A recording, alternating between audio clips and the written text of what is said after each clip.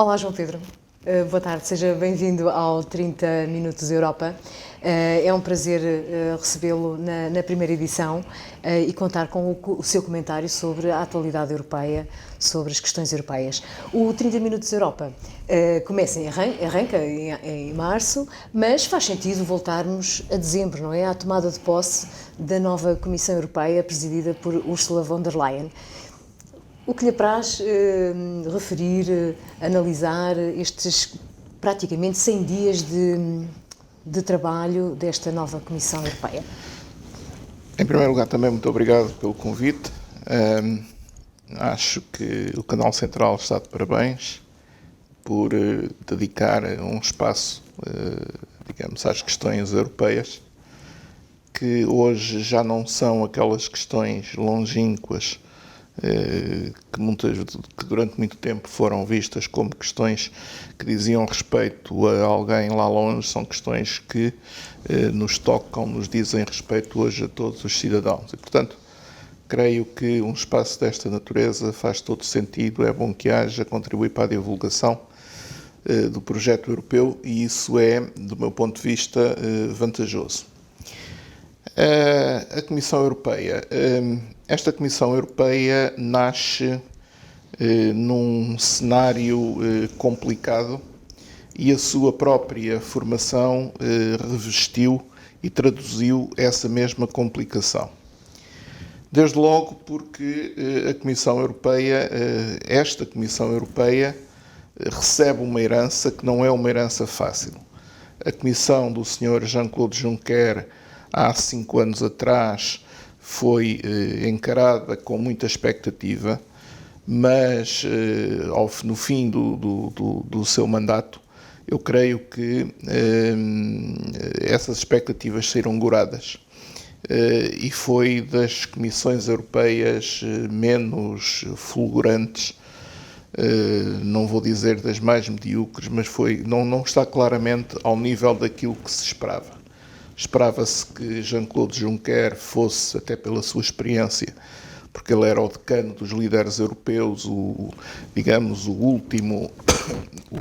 último líder europeu soberano daquela geração de François Mitterrand, Helmut Kohl, Jacques Delors, Margaret Thatcher, enfim, daqueles estadistas que nos habituámos a ter. E houve uma grande expectativa e houve uma grande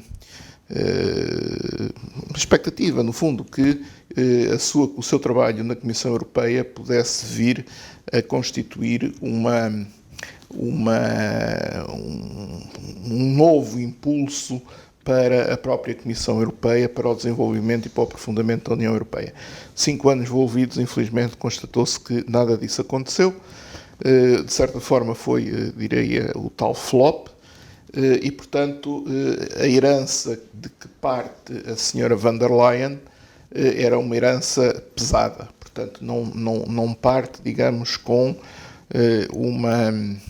um lastro positivo a que tivesse que dar continuidade. Depois, em segundo lugar, esta Comissão Europeia praticamente ainda não tinha nascido e já estava a lidar ou ter de lidar com um problema de uma magnitude imensa, que era a questão do Brexit. Basta dizer, de resto, que a Comissão Europeia nunca conseguiu estar verdadeiramente completa, porque o Reino Unido, mesmo naquele período entre outubro de 2019 e dezembro de 2019, em que deveria ter nomeado o seu comissário europeu, sempre se recusou a fazê-lo. E, portanto, a Comissão Europeia não estava completa, estava numa situação complicada. Em terceiro lugar, e derivando também disto, vai ter pela frente um processo, vai ter que gerir um processo extremamente complicado, que é, digamos, a concretização do Brexit.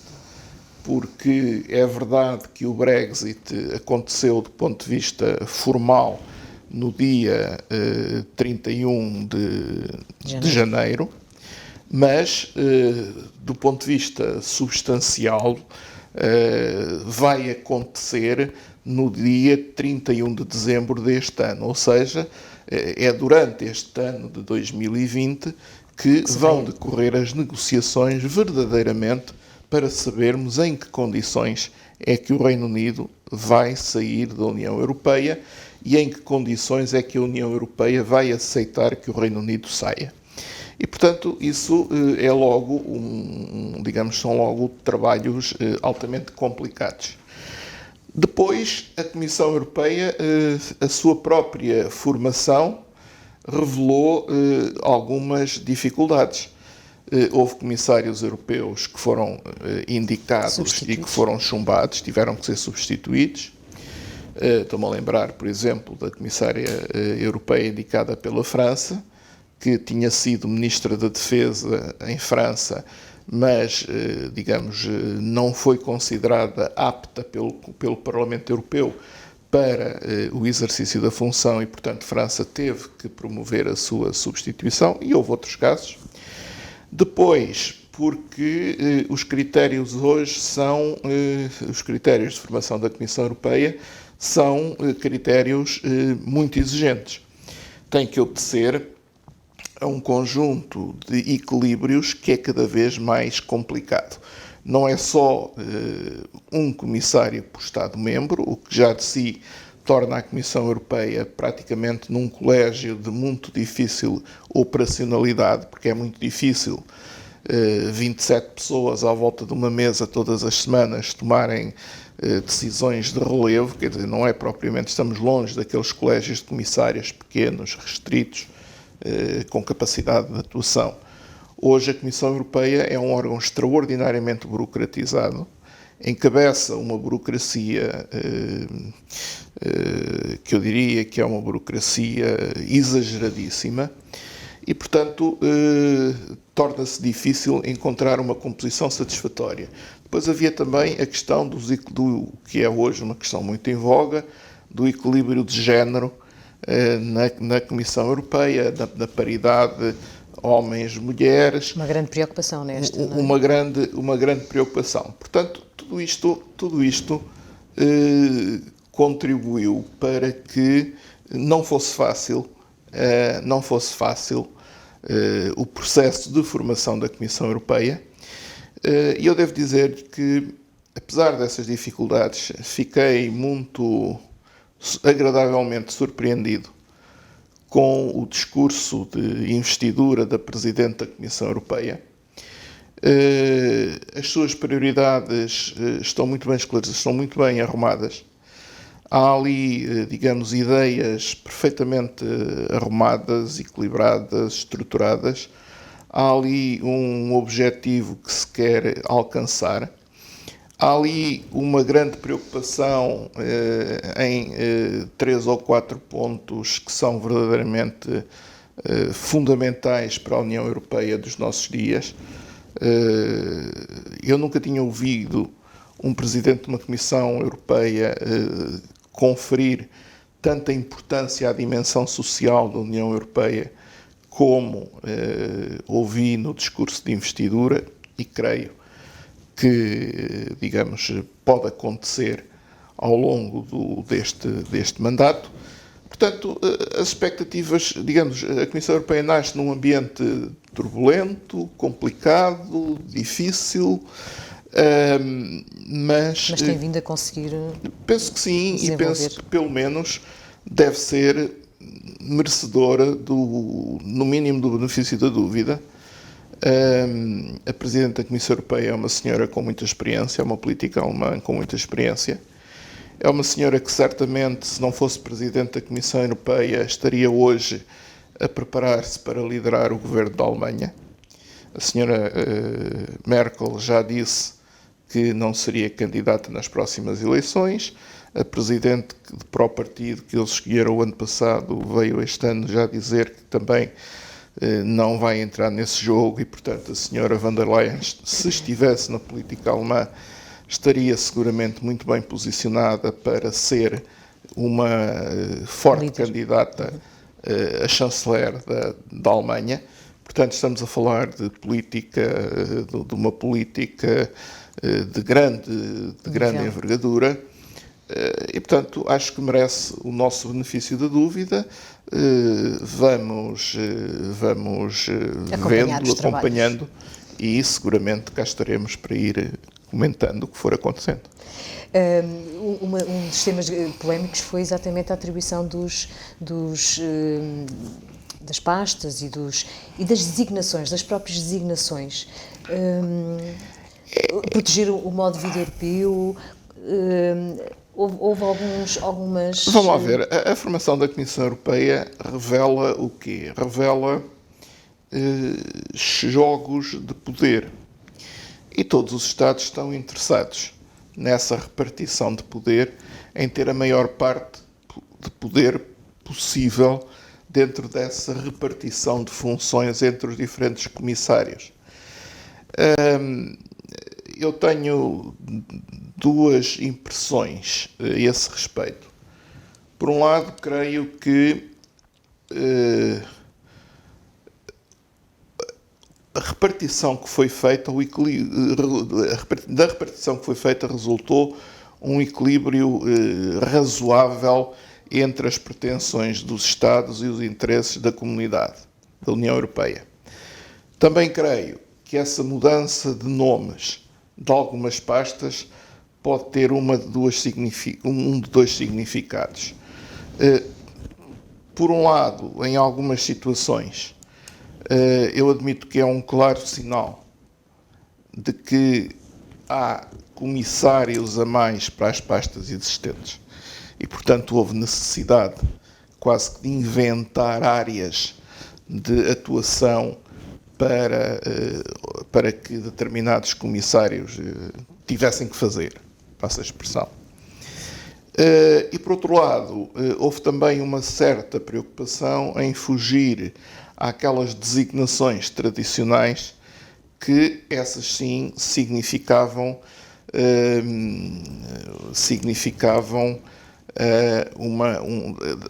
constituíam um sinal muito grande da repartição de poder entre os Estados-membros. O comissário para o mercado comum, o comissário para, enfim, para aquelas áreas muito clássicas, a sua distribuição iria significar um grande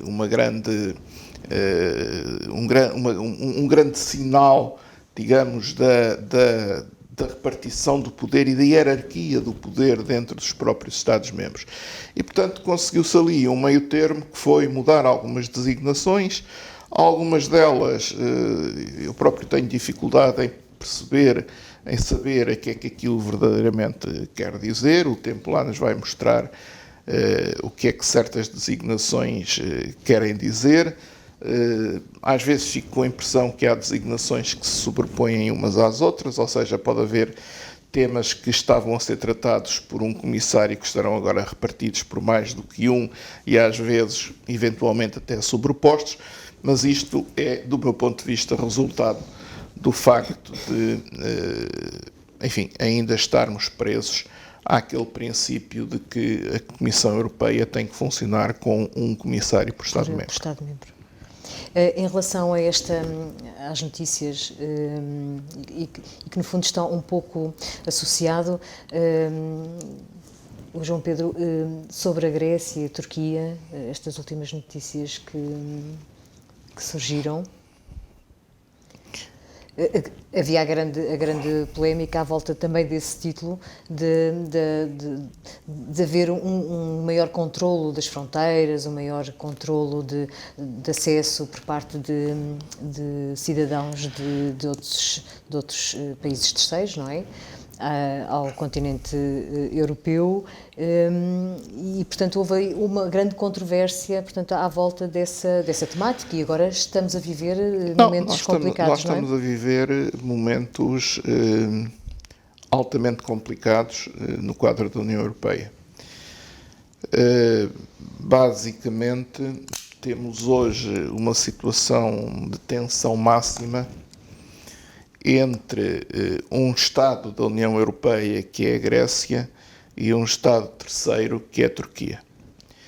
O que acontece é que em 2016 A União Europeia fez um acordo catastrófico, um acordo que, em situações normais, não se percebe como é que teria sido feito, em que a União Europeia se comprometeu a pagar à Turquia qualquer coisa como 6 mil milhões de euros para que a Turquia retivesse no seu território os refugiados que vinham da Síria, sírios e de outras nacionalidades.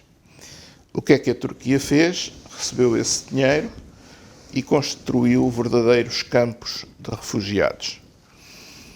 Ora bem, na última semana, a propósito da guerra com a Síria, porque a Turquia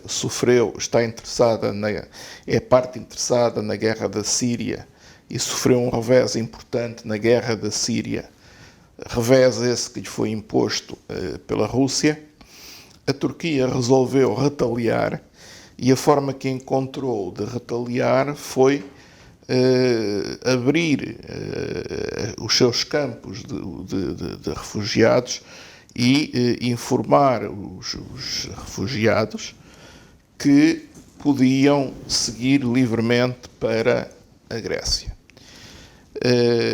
O primeiro movimento andou na casa dos 30 a 40 mil refugiados que, de um momento para o outro, se plantaram na fronteira a querer entrar na Grécia.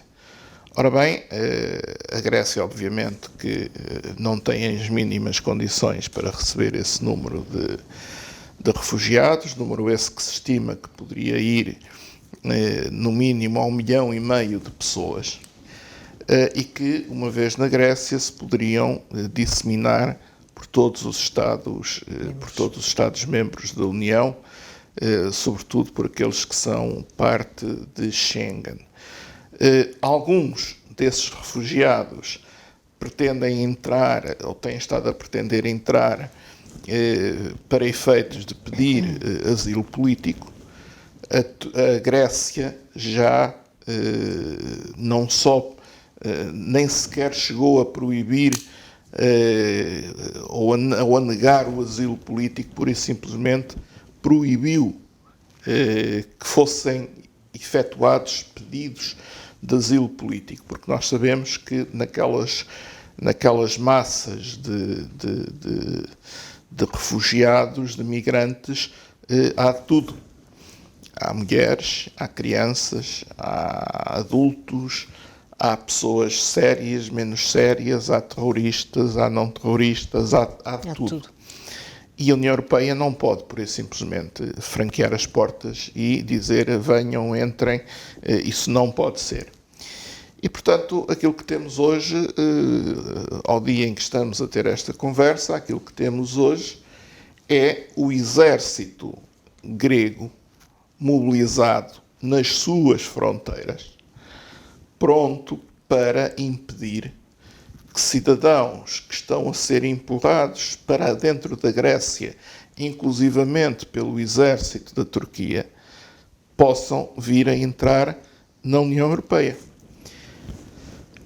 A Turquia também tem fronteira com a Bulgária, mas o problema não se põe com a Bulgária porque a Bulgária não faz parte do espaço de Schengen e, portanto, não há interesse dos migrantes em procurarem a Bulgária, porque depois, a partir da Bulgária, não teriam acesso ao resto dos Estados europeus. Portanto, a situação é uma situação muito mais complicada, até porque nós não nos podemos esquecer de dois aspectos que são importantes.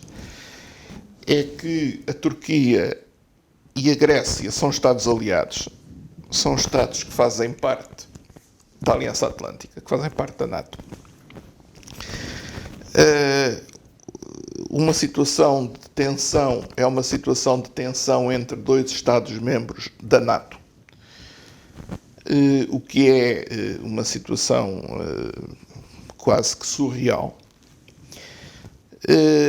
E, em segundo lugar, porque há fundados receios de que esta atitude do governo de Ankara, do Sr. Erdogan, nunca seria tomada sem ter por trás, não direi o apoio, mas pelo menos, digamos, a não oposição dos Estados Unidos. E, de facto, a ser assim, as coisas tornam-se ainda mais complicadas. Portanto, temos que ter muita atenção, porque a Europa em 2013, 14, 15 lidou muito mal com a primeira vaga de refugiados, estabeleceu o tal acordo em 2016 com a Turquia, pagando à Turquia para que a Turquia retivesse no seu território os sírios, ou quem através do território sírio quisesse entrar na União Europeia, mas está visto que, de facto, essa estratégia não resultou. A União Europeia foi-se pôr nas mãos do Sr. Erdogan, que é cada vez mais, digamos, um governante adepto não do Estado de Direito, que está lentamente a encaminhar a Turquia para uma democracia muito musculada, para um poder muito autoritário, e, portanto, a situação é uma situação que deve merecer toda a atenção. João Pedro, vejo que nos traz duas obras e gostava que nos falasse um pouco... Olha, trago dois livros que são muito recentes.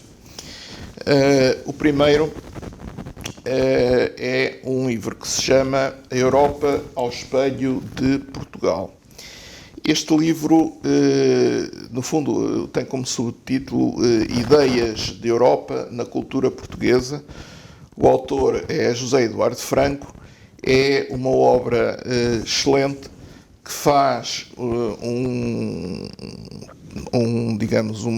levantamento muito rigoroso e muito exaustivo das mais importantes tentativas de aproximação de Portugal à Europa, às diferentes ideias da Europa que foram surgindo ao longo dos tempos.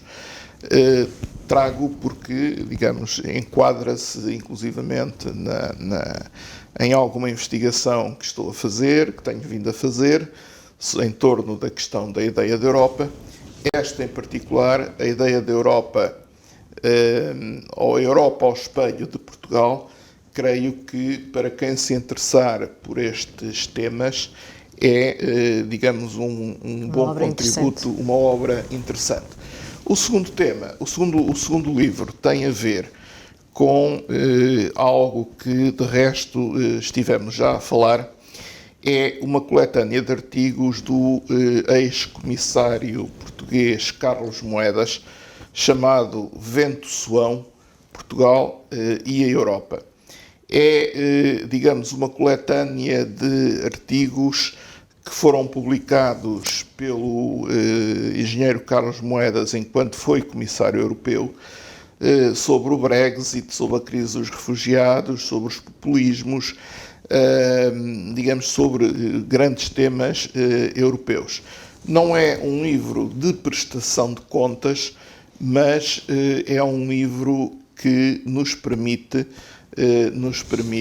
ter uma visão do pensamento europeu do autor, que desempenhou os mais altos cargos na Comissão Europeia cessante. E já agora, é muito curioso, e era uma última referência que eu gostava de fazer, a propósito do desempenho do comissário Carlos Moedas. Estive há poucos dias a reler, a propósito de um texto em que estou a trabalhar, as reações à sua designação para comissário europeu. E o tom dessas reações que ocorreram há 5 anos foi, de uma maneira geral, este. É um excelente comissário, mas vai ter uma pasta que não tem relevância absolutamente nenhuma. Ora bem, 5 anos depois, confirma-se que era e que foi um excelente comissário, e confirma-se que um excelente comissário conseguiu fazer de uma pasta sem relevância uma pasta altamente conceituada, respeitada, importante no quadro da Comissão Europeia. Portanto, nem sempre a atribuição de grandes pelouros significa grandes desempenhos. Por vezes, a atribuição de pelouros, eu diria, de segunda ordem, de segunda linha, se forem atribuídos à pessoa certa, podem vir a dar mandatos de grande qualidade e de uma grande, digamos, de um grande relevo e de uma grande importância, como eu penso que foi seguramente o engenheiro Carlos Moedas, que dos comissários que saíram foi de facto daquele pequeno, faz parte do pequeno grupo que saiu em alta, que saiu, digamos, por cima, apesar da globalidade da sua comissão não merecer, do meu ponto de vista, esse juízo, ele individualmente, pela sua ação, pela sua atividade, pelo que conseguiu fazer relativamente à questão da educação, da cultura, do ensino, das novas tecnologias, digamos, toda a inovação, toda a agenda dos temas que estavam sob sua tutela, conseguiu projetá-los ao mais alto nível e dar-lhes uma projeção que eu creio que dignificou muito Portugal. Basta, pois. João Pedro, muito obrigada pela participação nesta primeira edição. Teríamos muito mais para conversar, mas o tempo terminou, já não temos mais tempo. Encontramos-nos cá em abril, não é? Na primeira semana de abril voltaremos a mais um 30 Minutos Europa. Obrigada, acompanhe a edição nas redes sociais, comente, deixe-nos as suas questões. Muito obrigada.